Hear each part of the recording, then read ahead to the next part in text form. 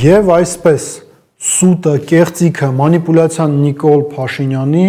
ուղերձում։ Հարգելի հեռուստադիտողներ, հայկական բանակը 34 տարեկան է եւ Նիկոլ Փաշինյանը հերթական ուղերձով է հանդես գալիս, ուղերձ, որը այս տարի եւս կարող ենք անցալել որպես ֆունդամենտալ հայեցակարգային փաստաթուղթ, որը արձանագրում է իշխանությունների ընտրած ներքին եւ արտաքին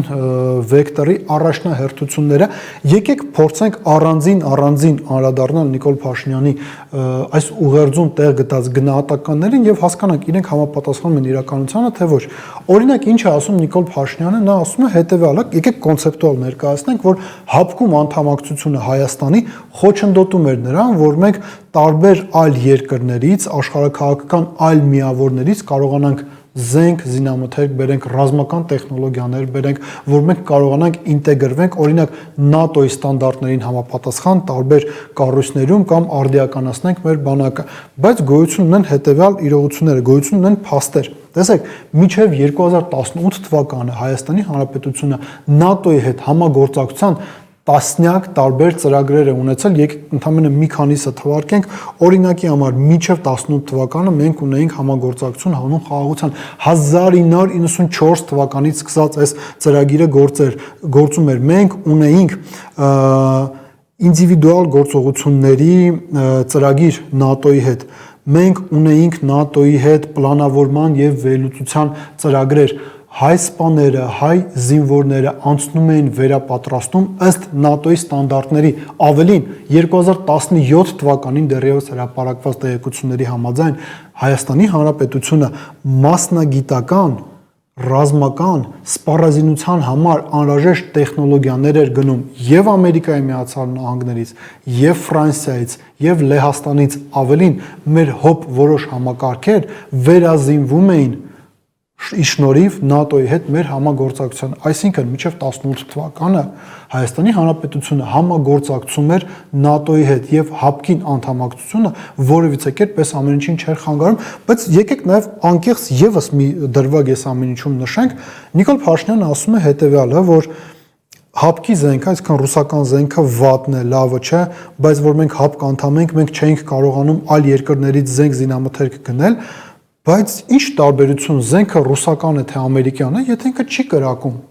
Եթե Գորիս-Կապան ավտոճանապարհի տրամաբանությամբ շրջանակներում փորձենք վերլուծենք իրողությունները, ինչ տարբերություն մենք Սմերչ համազարգային այդ կրակի միջոցները ունենք, թե օրինակ ամերիկյան Հայմերսը, եթե Հայաստանի Հանրապետության իշխանությունները որոշեն, որ այդ ճանապարհը հանձնվում է, կրկին ասենք, ինչ տարբերություն, թե ինչ երկրի արտադրանք է զենքը, Ամերիկայի Միացյալ Նահանգների, Իտալիայի, Ֆրանսիայի, Ռուսաստանի, թե Բելարուսի, եթե այդ զենքը չի կրակելու, կամ էլ քո ձախողումը դու վերջում ասել ես Իսկանդերը 10%-անոց էր։ Սա այսպես, հիմա եկեք գնանք այլ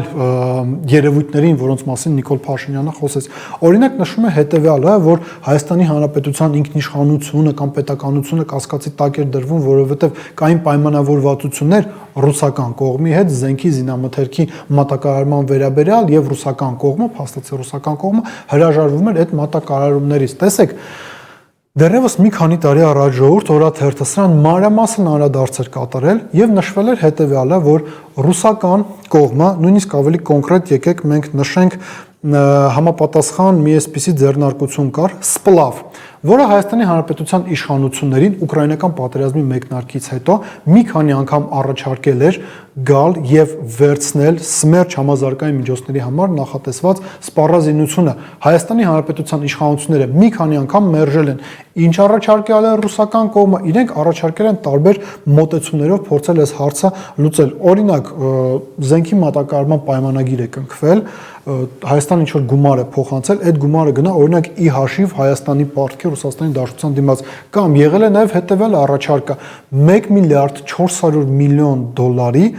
վարկային պայմանագիր ստորագրել Ռուսաստանի եւ Հայաստանի միջև արտոնյալ պայմաններով զենք զինամթերք ստանալու համար։ Հայկական կողմը ինչ է արել, հայկական կողմը հրաժարվել է եւ փոխանակ ներքին ռուսական գներով գնի ռուսական զենք զինամթերք, նույնիսկ ուկրաինական պատերազմի մեկնարկից հետո որոշ ժամանակ անց ռուսական կողմը կարողացել էր եւ լոգիստիկ եւ արտադրական խնդիրները լուծել, բայց Հայաստանի Հանրապետության իշխանությունները գերադասեցին զենքի զինամթերքի փոխարեն, որը դու գնում ես Ռուսաստանից, մասնավորին դիմելով գնել զենք եւ զինամթերք, բայց սրան մենք դեռ կանրադառնանք, մենք հնդկական զենքի սպառման ամենամեծ շուկան ենք հիմա դարձել ու առանձին մենք այս ամեն ինչին կանրադառնանք։ Եվս մի կարևոր հանգամանք, Նիկոլ Փաշինյանը ասում է, որ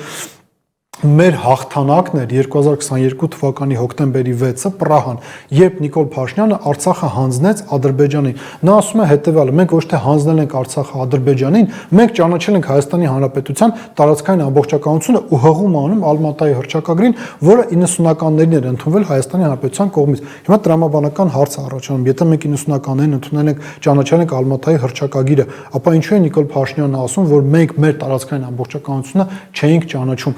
Այստեղ խնդիրը կայանում է հետևյալում. Արցախը հանձնվել էր շատ կոնկրետ աշխարհաքաղաքական խնդիր լուծելու համար։ Նիկոլ Փաշինյանի ընկալմամբ դրանից հետո ռուսական գործոնը մեր տարածաշրջանում զրոյանալու էր, ինչը իրեն թույլ էր տալու Հայաստանը անխոչնդոտ ինտեգրել թուրքական աշխարհի մեջ, բայց դա ոչ միայն տեղի չունեցավ, այլ նաև այն քարոզը, որը իրականացվում էր այդ օրերին, ինչ են ասում են, մենք Արցախը հանձնում ենք, բայց Հայաստանի տարածքային ամբողջականությունը ճանաչվում է։ Հարգելի ընկերներ, դուք տեսել եք Ադրբեջանի պաշտպանության նախարարությունը կամ Ադրբեջանի նախագահը Հայաստանի հետ սահմանների մասին խոսելիս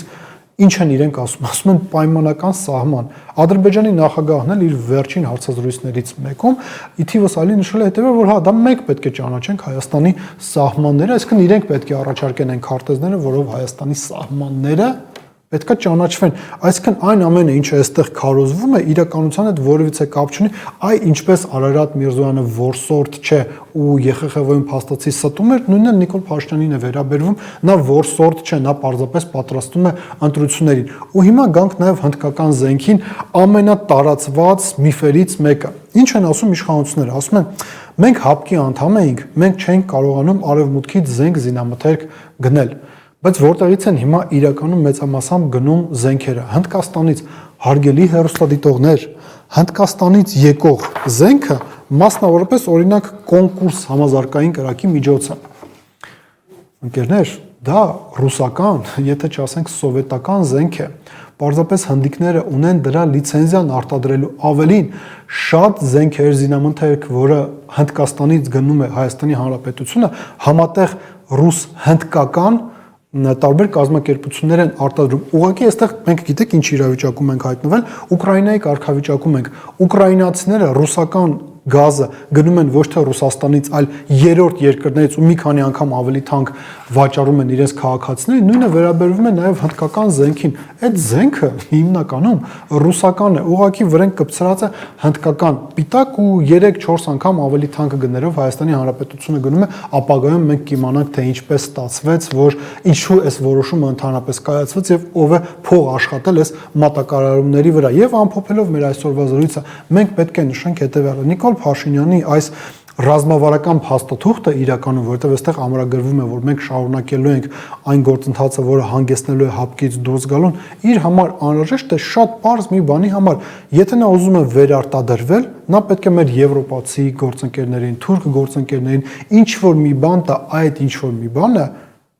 ՀԱՊԿ-ից դուրս գալն է։ Ընդհանրապես Նիկոլ Փաշինյանը արդեն մտել է պատմության մեջ։ Մոնղոլ թաթարները իրենց արշավանքների ժամանակ չկարողացան հասնել նրան, որ Արցախը առանց հայերի մնա։ Նիկոլ Փաշինյանին դա հաջողվել է եւ դատելով այս հայտարարությունից նույն ծրագրերը կան նաեւ Հայաստանի Հանրապետության վերաբերյալ։ Մտածեք այդ մասին։